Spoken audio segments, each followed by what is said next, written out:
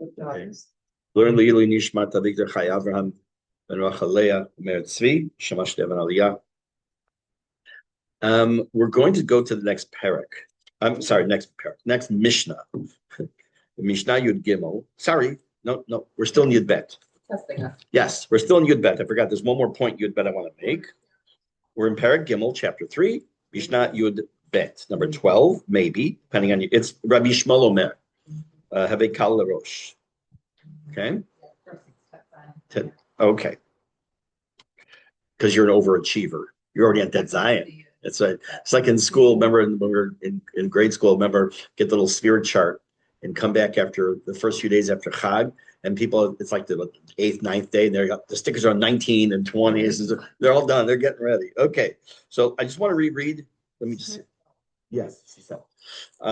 So what I want to do, I just want to read the Mishnah. It's very short and just focus on the last line of the Mishnah. Rabbi Shmuel Omer, Kal Rosh v'noach l'tishchoret. We talked about these were different perspectives of how you treat people who are older than you, people who are younger than you. I don't want to repeat. And you should receive everybody with joy. Now, that should sound a little familiar, but in a different vein. We've already seen and interestingly enough, it was Shammai that said that. We talked about why, of all people, that he was the one who said, someone who seemed to be very strict and stern and ruled by the book. So we're not going to get to that, but I want to see what the difference is between the two statements. You're going to find throughout Pirke Avot, and we've already seen this, that people have similar statements. Sometimes they make the exact statement.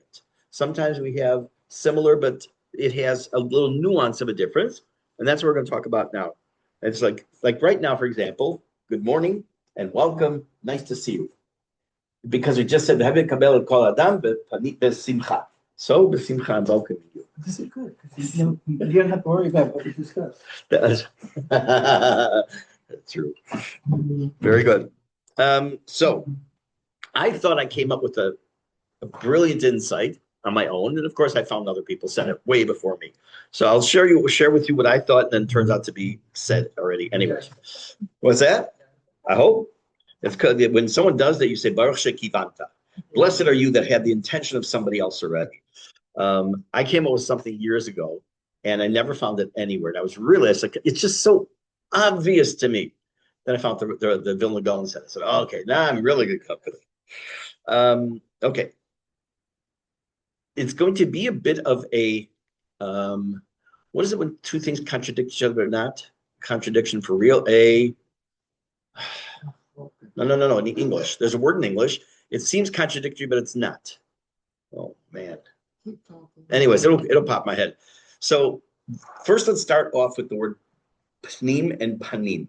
A person's face is called their panim because it reflects what's in the pnim, what's inside. And as I can come in here and be teaching, and oh yeah, it's a great day now, but something just happened. It didn't. Something just happened, made me very upset, and you're going to see it on my face. Okay.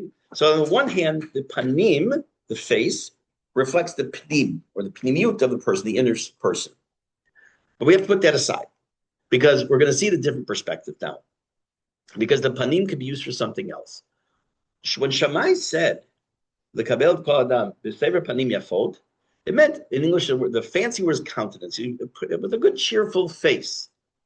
However, we all know there are times we see people, oh, how you doing? What's going on? And side just keep moving, go, right? It's just not always the most sincere. That's what Shammai said, was at least receive somebody on the outside, make them look on the outside that you're happy to see them. But what Rabbi Shmuel is saying is it's a holistic approach. It's not just panim. It says, where does simcha emanate from? It doesn't emanate from your face. It's an internal feeling as well. You can't point to joy. You can point to the way joy is expressed or other things, but you can't really point to joy. And that's partially what's inside of you. So what he is really saying is that not just in the outer appearance, you want to show someone that you're happy to see them or to say, to welcome them and to say hi or whatever it might be, but also it has to come from within, from inside. And by the way, not easy. It sounds like, oh yeah, sure, no problem. It's a very, very tall order. We're going to talk about that in a minute. It's also the statements made in relation to the prior two statements that Rabbi Shmuel made. We talked about the idea of how one should be respectful to the elders and how they have to treat that person, that they have some more knowledge than they do, and to whatever it was. And then when it came to those who are younger, to also be with benachat with the people and how they treat them. But that's how different, everyone relates to somebody else differently. I may relate to one of you here one way. I'll give you a good example. There's a person in the community who we have three different relationships. We're friends, and the person's rabbi, and professionally there's something with me. And we'll have three different conversations. And interestingly enough, they'll refer to me differently in each conversation. One time I'm Zev, and one time I'm Rav Zev. One time I'm rabbi. So, and whatever, it had to do with the relationship. So we all relate to people differently. But the bottom line, what Rabbi Shmuel says, yes, we relate differently. The older people, the younger people, our peers, our colleagues. But kol ha'adam. Now, notice it doesn't say kol adam. Neither did Shammai say kol adam.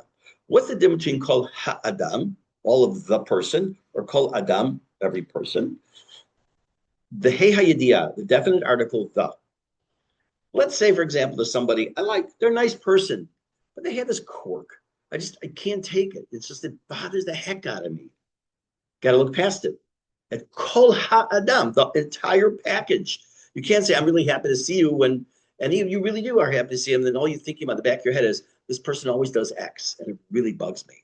Can't do that. That's, again, we're not talking about, you can't, it's impossible for some people to do that. Right. That's my point. And what he's saying is we have to strive for that. What's your question? It's about when you said you can't do that, it's wrong for you to feel that. No. You can have feelings that you're allowed to have feelings. Right. Obviously, if there are feelings of sin'ah, of hatred, or really bad, that's something maybe a person might want to try to work on. But at the same time, you can't tell someone how to feel. You can't tell them. You can say that needs work, it has to be work. But you can't say don't. I can't say don't feel X about someone who hurt you, whether it's financially or emotionally. You can't tell somebody to do that. There's a guard, a new shomer at the mall. I don't know how recently you've been to the mall. Nice one. Yes, he's brand new. I think he's been there maybe a month, not even. You cannot walk in there unless you're smiling. He's singing and he's smiling. Every person that goes by him. So I've learned it. I already given the big smile. And it makes, I watched the people, I stopped actually. I went inside like one time. I watched from the side. And people come in like the mother with the kid, whatever it might be. And all of a sudden, she's got this beautiful smile on because he just made her day. So and I actually thought about going to talk to him about this Mishne. Religious guy. Not that makes a difference, but religious guy. Mm-hmm. Correct on this side. Correct. I know what you actually meant. That's kind of crazy. So there's a word in Hebrew, lahakrim. Where does it come from? When Moshe Rabbeinu comes down from Har Sinai, it says, Lo yada Moshe ki karan or panav. Moshe didn't know his face was shining. It was broadcasting this light. Keren or. So that's where Michelangelo made the mistake. He said Keren means horns, so Jews have horns. He didn't know he had horns instead of saying he did have light. So the hakrin, so for example, if I'm going to show a video on a wall, the hakrin seret. So the idea is that you're supposed to lahakrin me'or panim. You're supposed to broadcast this happiness. Again, it's difficult to always be happy, right? Rabbi Nachman is a famous statement, is mitzvah gedolat liot b'simcha tamid. Okay. Now, there's no mitzvah written anywhere in the Torah like that per se. I think he's using the term obviously a little bit, mitzvah in quotes. However, there's a large portion of Tanya that is dedicated to the whole topic of simcha and how it's essential in the world of Chabad of simcha. And I told you the story if you would have Friday night a few weeks ago when I was at the Kotel with the school. I told you the story here. No? Yeah, one guy, the school had a Shabbat together at the Kotel, and we're sitting in our little square. We're starting Kabbalat Shabbat, and someone's doing a Kalbach, and one guy not connected at all. looked a little off, but okay, he starts dancing like this. Chabad guy sitting next to him says, I'm going to join him. And he had this big smile when he wanted to join him. And all of a sudden, after that, literally, it snowballed. There were hundreds of people in that section were dancing. Took one guy, but it was his demeanor. It was just joy to be with other people. So it was very nice to see. A couple examples of what this means in general. We can very often learn from people who came before us, Gedolim, people in our own family. Doesn't have to be this different people. It could be the same person who got up in your own family. The Rav of Navardak, Rabbi Chil Mechel Epstein, who's the author of the Aruch HaShulchan. His son was the author of the Torah Tamima. This is the whole Netziv, the Naphtali Tzvi of Berlin, the whole family. There was evidently in his shtetl of Navardak an apikoros, a gopher, a person who was Jewish, but he threw everything away. I don't believe in this, I don't believe that. And evidently, the Rav was very friendly to him. And the people of the community, they couldn't take it anymore. They didn't understand. They went to him and said, what's the deal? Why are you so friendly to this individual? He's an apikoros. I'll quote you. I have it translated into Hebrew. He didn't say it in Hebrew. Trust me. It's Yiddish, I'm sure. I understand that this is something I'm lacking that's actually part of me. What can I do? There's no way I can hate another Jew. In other words, he always found something within the other person. Again, we saw this when we learned Tanya. We saw this as well. To find something in that other person. There are times when you have the mitzvah to hate a fellow Jew. When they're Mamish of Russia, true blue, 100% pure and unadulterated Russia. Who's to determine what that is? So you can be careful about that. Also, I'm going to read you a couple of brief. I'm literally going to read. I could tell it to you, but it's easier for me to read it. A couple of very brief stories. Each one's a couple paragraphs of Rav Kook. Rav Kook was known. This was one of his hallmarks of his Avot Yisrael that turned people around without having him giving mussar. No words of mussar whatsoever. I'm going to read to you. One of the most famous stories that illustrates Rav Kook's boundless love occurred at the time when he was chief rabbi at Yafo. At that time, the Yishuv in Eretz Yisrael was experiencing growing tensions between the old Yishuv, mainly comprised of religious Jews, and the new secular Zionist pioneers, or Chalutzim. Chalutzim were often openly irreligious, and some viewed traditional Judaism as obsolete. Despite this divide, Rav Kook sought to engage them with warmth and spiritual depth, rather than condemnation. One day, he encountered a secular Jewish laborer who had been working hard in the fields, was eating in public without reciting a bracha or observing mitzvot. Someone nearby, a religious Jew, scoffed. And by the way, that's ridiculous also. Scoffed and made a disparaging remark about the man's lack of observance. Rav Kook turned to this fellow Jew and said to him, better a Jew who sins out of love for Eretz Yisrael, the one who fulfills mitzvot out of habit, but speaks with scorn about a fellow Jew. Then he approached the laborer himself and greeted him warmly and thanked him for his dedication to rebuilding the land of Israel. The laborer was taken aback and deeply moved. According to several versions of the story, this interaction began a slow process of reconnection to Judaism for the man, spurred by the unexpected love and honor shown by the rabbi. There was another one, a story was told about a shochet who stopped being religious. He was a religious Jew. He was a shochet, and he stopped being he lived as a secular Jew. Upon hearing that Rav Kook was visiting his area, this man remarked publicly, let that rabbi try to speak to me. I'll show him what I think of rabbis. Rav Kook heard about this. Everyone said, and he said, I'll talk to him. And everyone says, no, he's going to insult you. He's going to make fun of you. He's going to deride you. And he's bitter. So he entered the room, and Rav Kook began to cry. The shochet said to him, why are you crying? So Rav Kook answered, because I see the soul of a Jew who once served Hashem with fear and devotion. Now he feels he is so far away, but I still see your greatness. The man, completely disarmed by this unexpected love and grief, began to weep as well. According to some accounts, he eventually returned to observance. And there's dozens of stories like this about Kibbutz Merchavia, which we heard about on Chag. Kibbutz Merchavia or other kibbutzim where he said, no, I don't make special meals. It was not a religious kibbutz. And he brought his own food. And then the next time that he was going to come there, the kibbutz said, he's such a holy man, we will kosher our place. And he ended up turning kosher. You don't make somebody religious.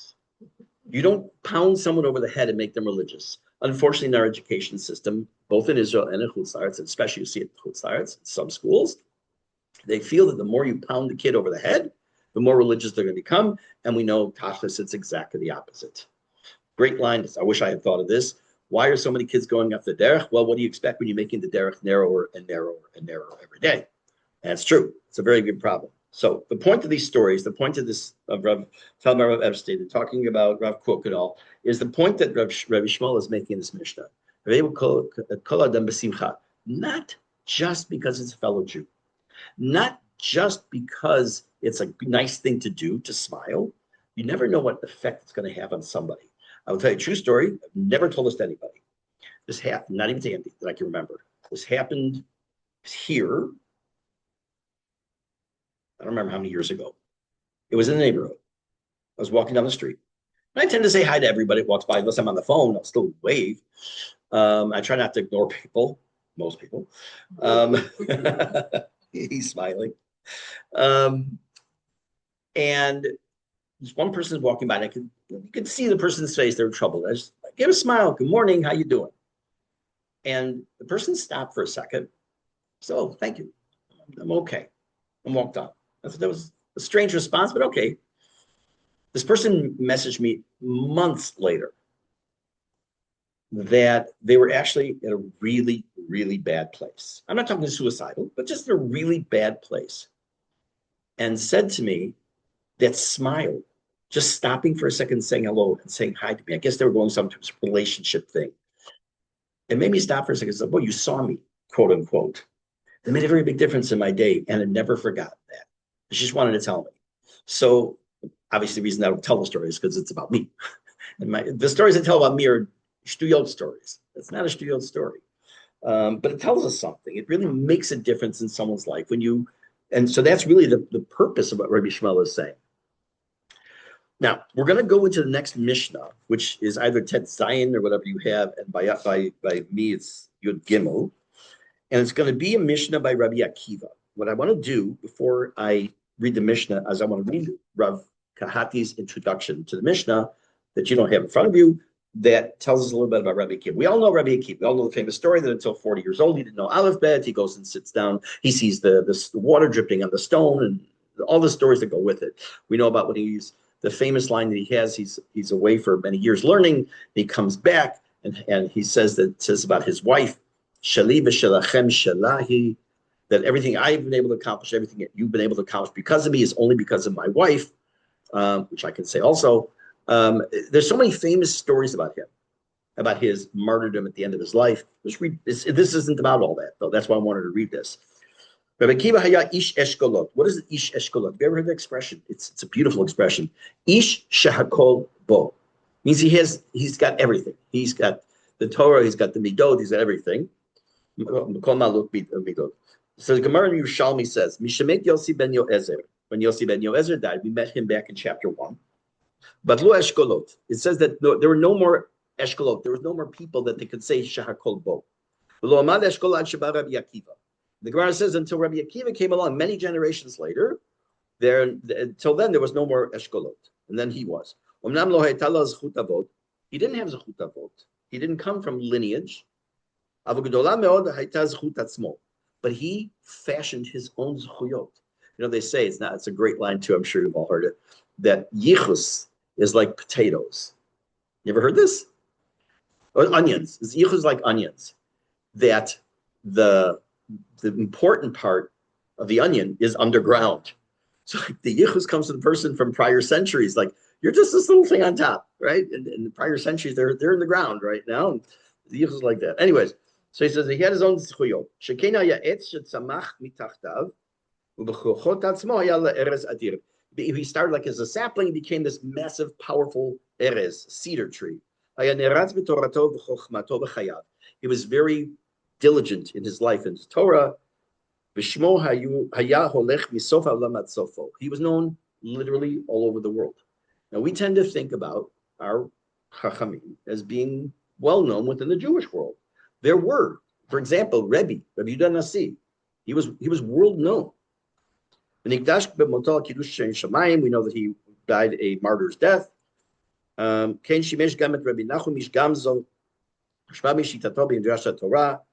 he goes, okay, I'm not getting the rest of this now. But he talks about his learning and his ability to be able to teach and promulgate Torah. Imagine having thousands and thousands and thousands of students over periods of many, many years. And I mentioned the other night in the history class, there's a very big difference between a student and a disciple.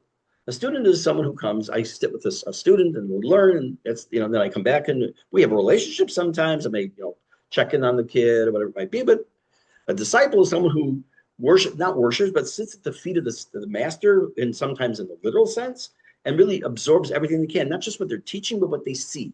I find myself sometimes, if I'm ever in the presence of somebody, let's say in a shul, some great rabbi, happen to be in the same place, I watch that person, just the little nuances. And I've learned a couple things that way, which is pretty cool. I remember I've seen multiple times with Reuven Feinstein, Shlita in Chicago when he came to visit his daughter. But see how he sits there and dabbles in certain things he may do. And all. It's just amazing to watch these individuals. And you can learn from them. That's one thing that people did with Rabbi Akiva as well. They were able to learn from him, from the way he acted and how he treated his wife, which was unbelievable. Unbelievable. Let's take a look at the next Mishne Gimel or Tet Zayin. Rabbi Akiva Omer. Now here, what's that? Yud Zayin, one of those Zayins. I don't know. Yud Zayin, Tet Zayin. Rabbi Akiva Omer, Schok v'kalut rosh margilin la'erva. Joking around and lightheadedness makes a person get used to erva. Erva, in this case, I'm just going to use as illicit relations, immorality. We have to come back to that, obviously, each one of these lines. Masoret siag the Torah. Tradition protects the Torah. What tradition? What Torah? Masrot siag la'osher. Taking trumot to masrot. When you grow your own vegetables or your own fruit, or you buy stuff that's not had trumot to masrot taken those, truma maser, is a siag, is a protection to find that you become wealthy. Nedarim siag leprishut. Taking a neder or a vow is a protective measure for prishut. Prishut, which we discussed at length in Mesilat Yesharim, is not doing things that are permissible to you. For example, I may say I'm not going to eat meat because X, not because I think it's healthy or anything like that, but because it's so good. And I don't want to be tempted by even more goodness in this world, whatever. But taking a neder about not doing that. And finally, this one I quote, I must use this last phrase, 3 words, at least in my head, many times a week. Siag lechochma shtika. A protective measure for wisdom is keep your mouth shut. Now, I'm not sure where to start with this mission because I have so much I want to say about it. But I'm going to start. I think I'll start at the beginning. I really would like to start at the end, but I'm going to start at the beginning. First, we have to understand the pshat. Okay, what does it mean pshat? What is Mishne telling us? Sometimes the Mishnah we have in Pirke Avot is very clear what it's saying. Sometimes it's not.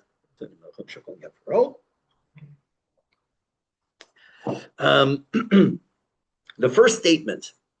What does that mean? Joking around, lightheadedness could make a person used to. What does it say in your English? I'm curious. Accustom a person to something. What does it say? Immorality. Does it say accustom a person to immorality? Okay, good. Okay. I'm going to give, just like I say, just shots, not any depth yet. And we'll come back to each one of these. In Hebrew, there's a word lefatpet.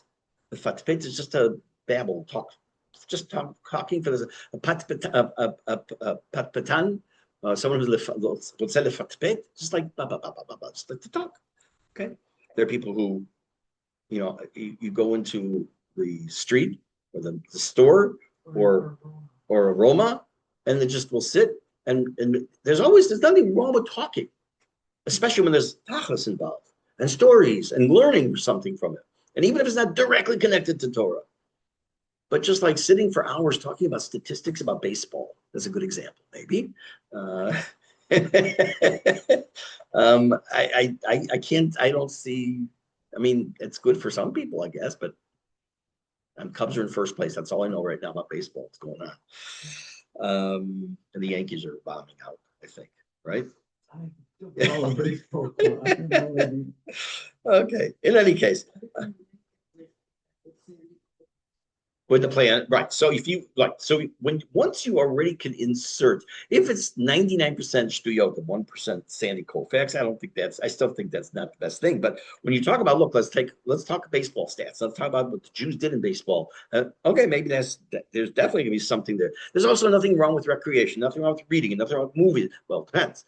But again, when we talk about already prior Mishnayot, it's in moderation. But Pitutim, also puts a person, therefore, it could potentially put a person in a position leading into promiscuity, licentiousness, all these fancy words, immorality. Give you great examples. Okay. The business world. I worked before I became a rabbi, as I've mentioned before, 17 years in the business world, two different companies, one for 15 years, one for 2 years. It's the expression to stand around the water cooler and talk, right? I observed many times, not once, not twice, many times, coworkers who married, not to each other. Eventually, it led to problems, just hanging out and chatting all the time. When we first got married, my Rav, who gave me smicha, was against men wearing wedding rings. It's the one thing I do that he didn't want. I wear a wedding ring, and it was for a reason. It's for a reason.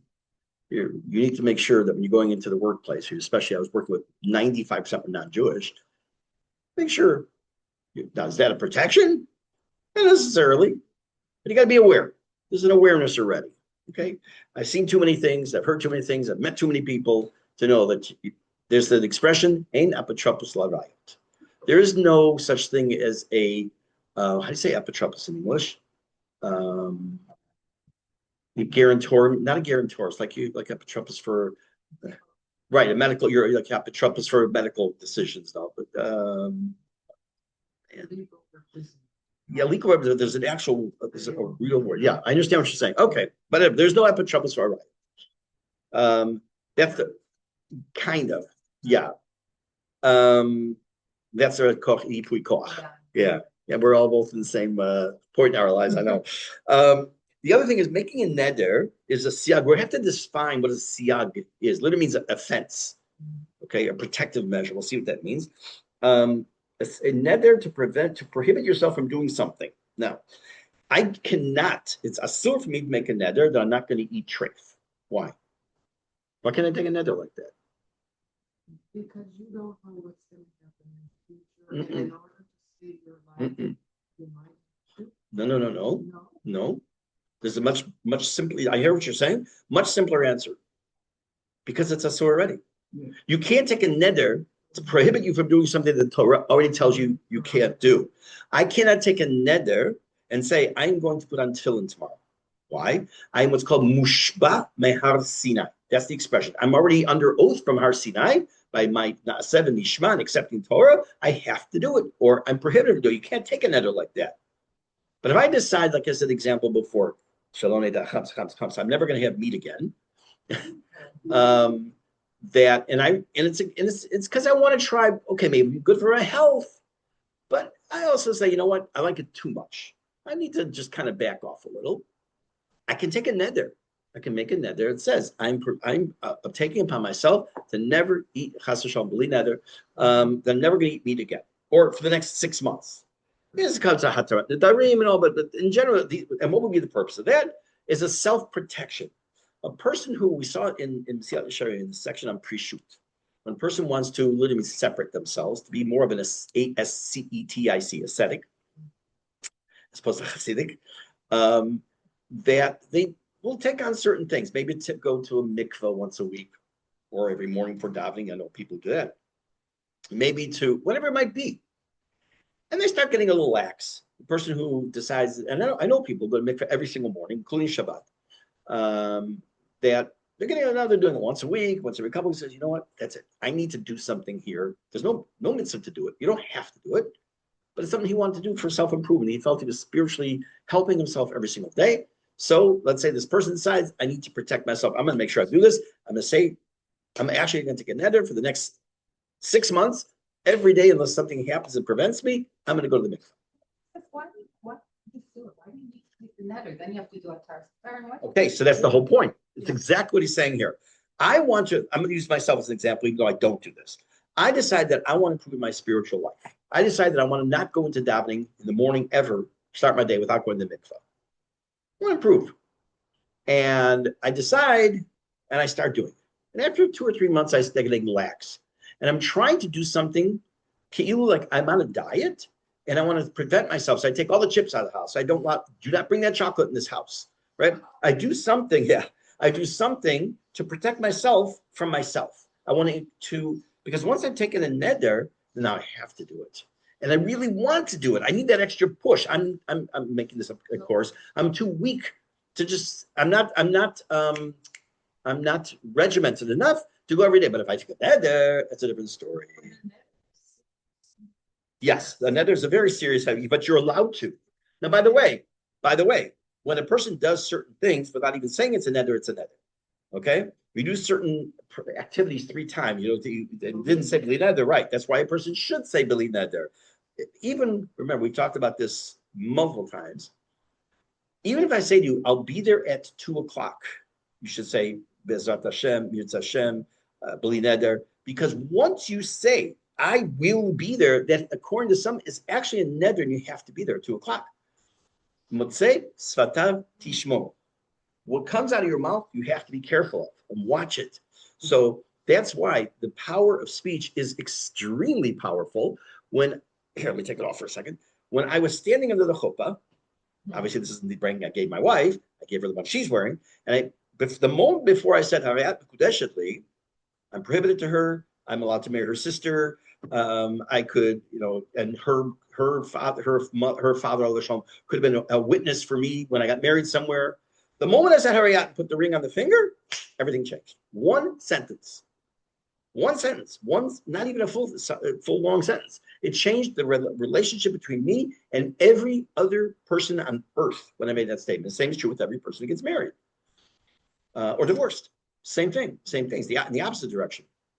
So the power of speech is incredible. So what we're saying here, to maybe Yocheved make it a little bit stronger, is that I want the help of the power of my speech to help me, give me chizuk to do what I really want to do to improve myself. The next part, though, of course, absolutely. No, you're right. Yes. I'm going to take. Right. It's a great question, right? It's a great question. And I want to answer you like this. You're saying, like, what do I have to go to the extreme of a neder? I'll just, you know what? I'm going to have a walking buddy.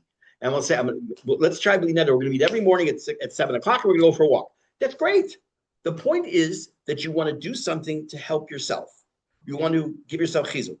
Some people, this is Rabbi Akiva's statement, they may not be able to do that. And maybe the only way they can find a way to protect themselves in pre-shoot, in this idea of asceticism, is they need to take a neder. Now, if someone were to come to me and say, should I do that? I'd say run away from a neder. But if you feel that's the only way you're going to be able to do it, take a neder and specifically say 30 days. Do it like in short bursts.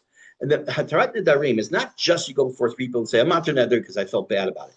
You go before a chacham and they said, hey, let's say, for example, a person takes a neder, I'm going to jog every day for the next 6 months, except Shabbat. And God forbid they break the leg.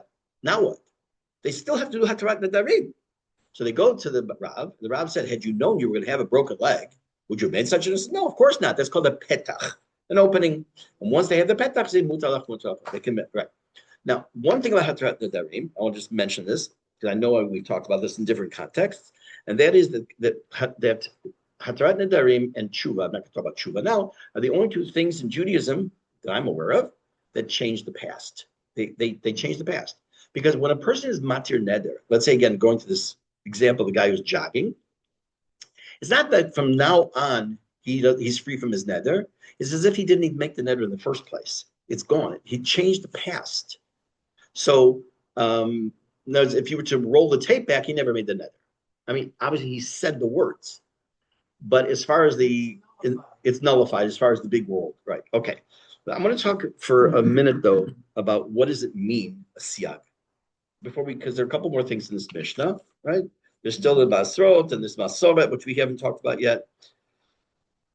Let me see something here. Yeah. Rashi says that a siyag means geder v'chizuk, a fence or protective measure, and something that gives a person, what's that chizuk in English? More, no, that's tmicha. Okay, it makes a person more chazak. I know there's the word, I'm sure there's a word. It's not because I forget it. What? Strength. Okay, it strengthens. Yeah, so maybe we can make up word. It and strengthens someone. So what's that? Fortitude. Oh, good. That's a good word. What is the purpose? Forget this. What is the purpose of a fence? We have a fence right outside here, right? What's the purpose? Separation. So it should be multiple things. Be a separation. I could have two different, my backyard, my neighbor's backyard. We have a fence between the two of us. It's a separation. Very good. What else? Why would there be a fence around a community? Okay, so there's two reasons. Number one, it protects you from people coming in. And also, it protects people from going into somewhere they shouldn't go who are inside already. Don't go out there because it could be dangerous over wherever it might be. Two different directions. By the way, just as a side note, parentheses, there's no Arab village in Israel that has a protective fence around it. Wonder why. By the way, just exclusively of Machel, all over. That's the maked that you put up, there's a mitzvah in the Torah. Right.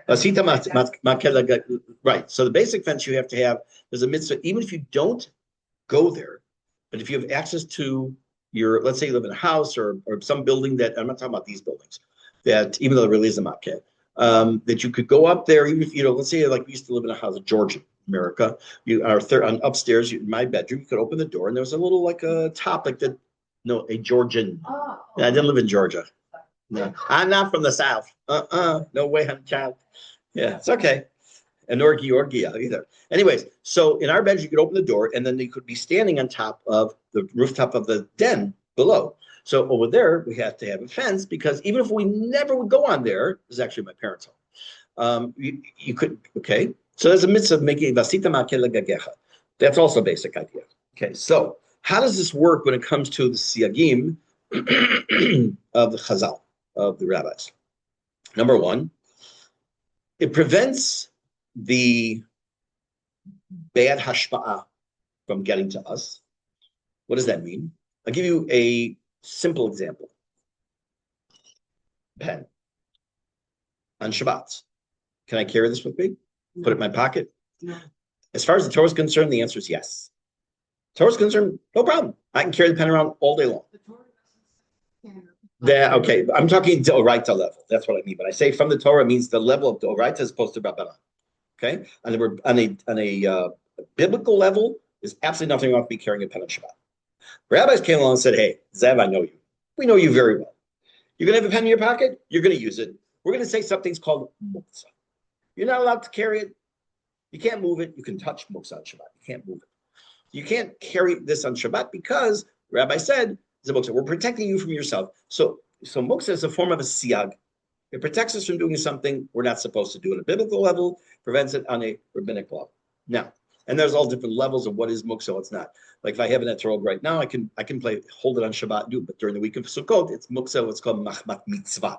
It has a certain level of health, not just holiness, but use specifically for that week. And you're careful. You're more careful with that etrog, during Sukkot than you are today if you have one. People breaks off. So on the one hand, also on a grander scale, you don't want to have the hashpa'ah from the outside to influence. And some have taken this to an extreme in certain communities and certain things, and others are normal. But also it's keeping people inside. What do you mean? What do you mean keeping people inside? Keeping within the rubric of the Torah world.